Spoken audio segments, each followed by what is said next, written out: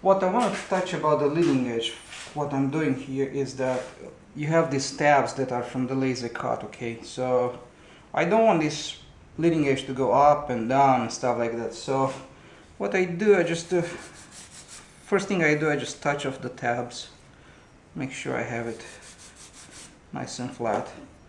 You only need to do it on one side, obviously. You don't need both sides. So, and after that, what I did, I just take the leading edge, see that? I just push it down and against the front of the rib, and I'm just gonna glue against the ribs first, okay? Just like that.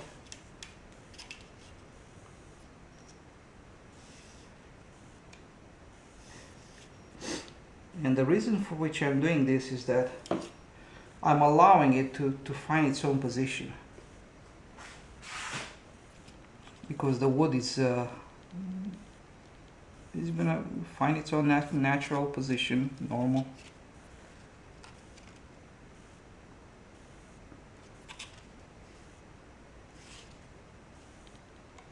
Should be pretty easy, straightforward. This one I'm gonna glue it all the way through, and then I'm just gonna pull the leading edge back and glue it in. And this is one of the reasons for which I'm using the 3 lamination. As in this section, to have, if you had a stick like a 3/16 thick stick, it's so thick that, you know, it wants to do some funny things over there, right? So, and right now I can just go ahead and just glue the, or just finish the glue side. As you can see, this doesn't take much time. It's pretty quick and dirty. And because of this thin glue, it likes to wick in and find its way in all nicks and crannies and stuff like that, and it's gonna do a real nice job gluing things together. And you know, the rest of it is just pretty straightforward. I have 2 tabs, make sure that I have a nice blend in between them. And again, I'm just gonna, right now it really doesn't matter. Right now just you can glue it all the way top to bottom. So I'm just gonna glue from this side, just gonna tack it in. I'm pushing down and inside, especially on the bottom. You know, make sure that you laminate them, which means they're touching each other.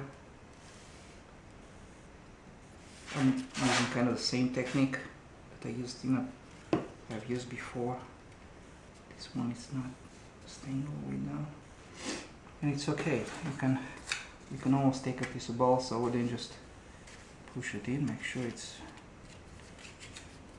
nice and straight.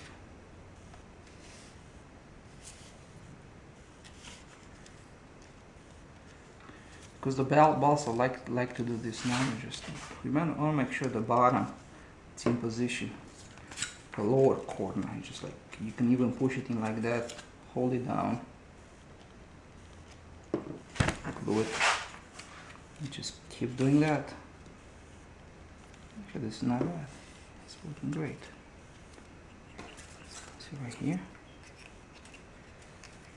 And make sure you're all the way down and in. And I'm going. This time I'm going to glue the whole thing. Alright. So now that it's all done, I'm going to just glue it in. I'm not really worried about the top here because we're going to sand it off first. And there's no reason to glue the whole thing in place right now. Because we're going to sand it off, and then, you know, when I glue the top sheeting down, I'm going to put more glue on it. So it really doesn't matter. You want to glue the bottom. You want to make sure you lock that in place for real good. Okay, and we have 3 of them. I made 3 of them because I needed some more. I want to make sure that the top glues in very nice, and it's locked in nicely. So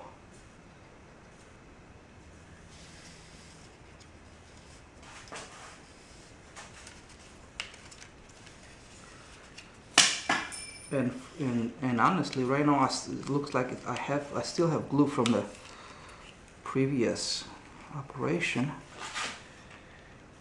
It almost holds itself in. I'm just going to touch it off.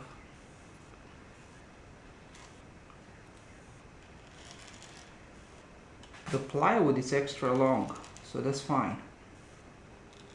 It's not that you've done something wrong or something like that. I've done it in purpose, right? Because it's better to have it long, and then when you're all done with it, you can sand off a little bit off of the leading edge and just blend things in. So this pretty much, this wing is right now, it's ready to be sanded. So that's how it looks like before sanding. And this is ready to receive the wingtip. Oh, maybe I should glue that a little bit better in there. Okay, there you go. And it's ready to receive the top sheeting after we sand it off. So pretty much very uneventful. This is a good time to put your servo in and glue the hard spots. And if you have that option, what you want to do, you want to get some clear tape, put it around the servo. Let's say this is the servo, put the clear tape around the servo, right? Then bolt down the 2 aluminum blocks, and you want to make sure the aluminum blocks are roughed up real good on one side, and epoxy them in place. You can just put epoxy them in place, and you have a good reference lines in here as of where the servo is going to be. Make sure you put your control horn in and bolt it all the way down, okay? And the reason for that is that because if you don't do that, you can put your servo too far forward or backwards in here, and when you're ready to install the servo, after you cover the wing, you're going to find out, oh man, now my hole is not in the right position.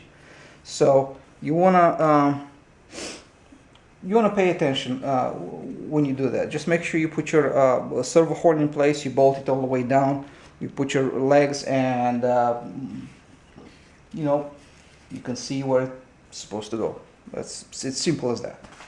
Okay, that's that.